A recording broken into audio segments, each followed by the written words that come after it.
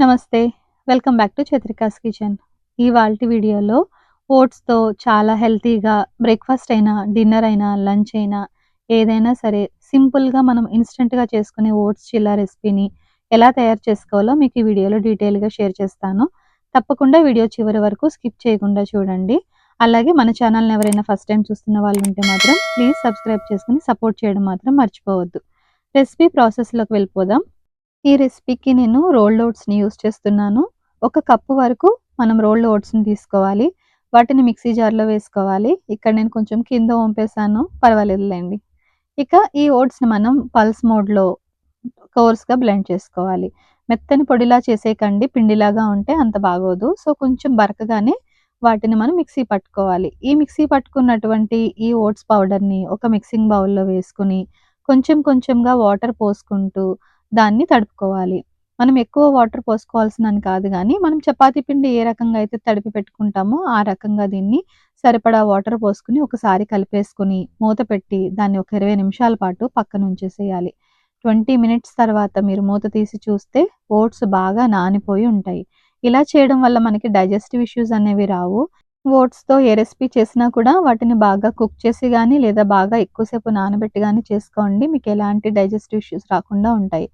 So, మనం వేసిన water అంతా అవి పీల్చుకొని గట్టి ముద్దలాగా అయిపోయింది గదా! ఇప్పుడు నేను ఒక అరకప్పు వరకు శనగపిండిని వేస్తున్నాను. అలాగే కొంచెం జీలకర్ర కూడా వేసుకోవాలి. జీలకర్ర వేసుకుంటే ఫ్లేవర్ అనేది చాలా బావుంటుంది. ఇంకా సన్నగా తరిగినటువంటి కొత్తిమీరను కూడా వేసుకోవాలి.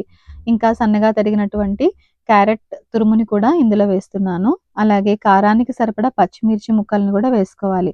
ఒకవేళ మీరు పిల్లలకి పెట్టే మాటైతే పచ్చిమిర్చిని స్కిప్ చేసేసేయండి.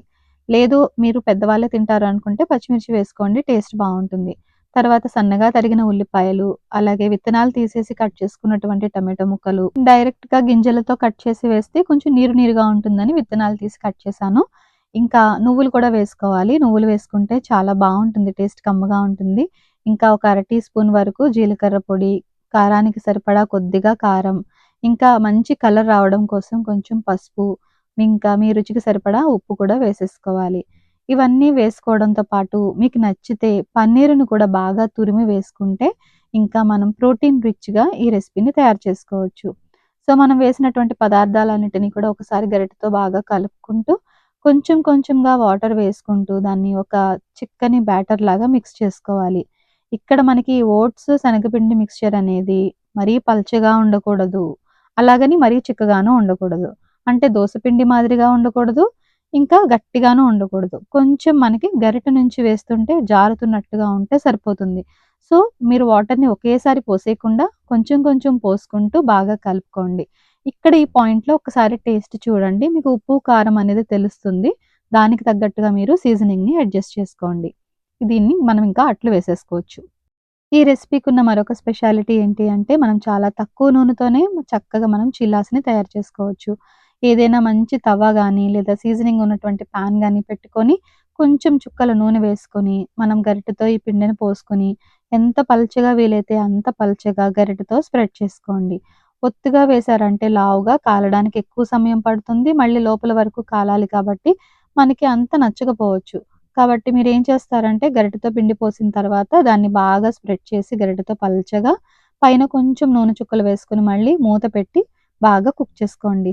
ఫ్లేమ్ అనేది లో టు మీడియం ఫ్లేమ్‌లో పెట్టుకోండి. మీకు ఒకవేళ తాయితీగ చేసుకునే మాటైతే చిన్న మంట మీదే పెట్టి చేసుకోండి. లోపలి వరకు బాగా కాలుతుంది. టేస్ట్ కూడా చాలా బావుంటుంది. ఇలా చిల్లా అంతా కూడా ఒక సైడ్ కాలిన తర్వాత రెండో సైడ్‌కి ఫ్లిప్ చేసుకోవాలి.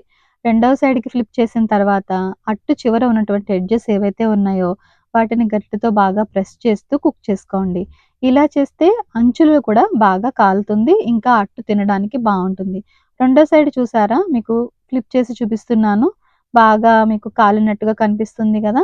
సో, అలా ఒక 2 నిమిషాల పాటు అటు ఇటు బాగా అట్టు కాల్చుకున్న తర్వాత దీన్ని మీరు సర్వింగ్ ప్లేట్‌లోకి తీసుకోవచ్చు. కొంచెం టైం ఎక్కువ తీసుకుంటున్నానండి. ఎందుకంటే నేను రెసిపీని ఎక్స్‌ప్లెయిన్ చేసేటప్పుడు అందులో ఉండే చిన్న చిన్న చిట్కాలతో పాటు మీకు ఈజీగా చేసుకోవడానికి ఎలా అయితే బావుంటుందో అలా చెప్పడం కోసం నేను టైం తీసుకుంటున్నాను. కొత్తగా కుకింగ్ చేసే వాళ్ళకి కూడా ఈ రెసిపీ అనేది చాలా ఈజీగా అర్థమవుతుంది.